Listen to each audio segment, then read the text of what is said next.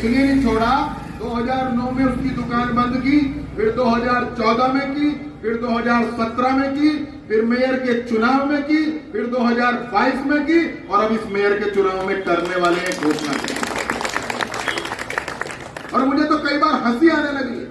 एक व्यक्ति ने परसों मुझे कहा, भाई साहब वो समाजवादी पार्टी के नेता इमरान मसूद। मैंने कहा यार शायद दल बदल गया, लोकसभा के चुनाव में कोई और दल, विधानसभा के चुनाव में कोई और दल, और नगर पालिका के चुनाव में कोई और दल। अब तो लोग ये भी भूल गए हैं कि अब परसों वो मुझे कह रहा था, मैं उसका भाषण, मुझे क्लिप भेजी किसी ने, एक क्लिप में बोल रहा था कि मैंने अब साइकिल की सवारी छोड़ दी है। मैंने कहा तूने छोड़ क्या दी है, साइकिल ही पंचर हो गई है तो तू सवारी करके क्या करेगा। फिर बोलता है अब मैं हाथी की सवारी कर रहा हूं, और हाथी पे चढ़ करके जब हाथी मस्त चाल में चलता है तो बड़ा आनंद आता है। उसकी गलती नहीं है मित्रों, हम तो हाथी को भी भगवान गणेश का स्वरूप मान करके गजराज के रूप में उसकी पूजा करते हैं। हम हिंदू धर्म के मानने वाले हैं, हमारी संस्कृति में भगवान गजराज की भी पूजा गणेश के रूप में की गई है, लेकिन उसकी गलती नहीं है।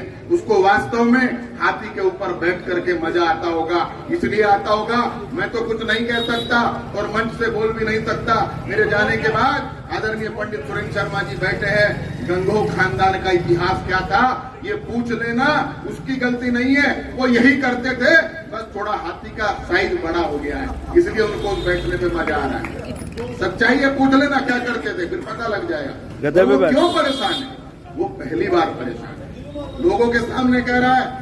अभी देवबंद में एक दिन भाषण देने गया कि मैं मंत्री की धमकी से डरने वाला नहीं हूं। अभी सहारनपुर में प्रेस कॉन्फ्रेंस में बोलता है योगी सरकार के मंत्री धमकी दे रहे हैं। मैंने कहा मैं धमकी नहीं दे रहा हूं, मैं चेतावनी दे रहा हूं, और चेतावनी इसलिए दे रहा हूं कि 2006 में यहां से हरीश मलिक जी भारतीय जनता पार्टी के चेयरमैन पद पर विजयी हुए थे।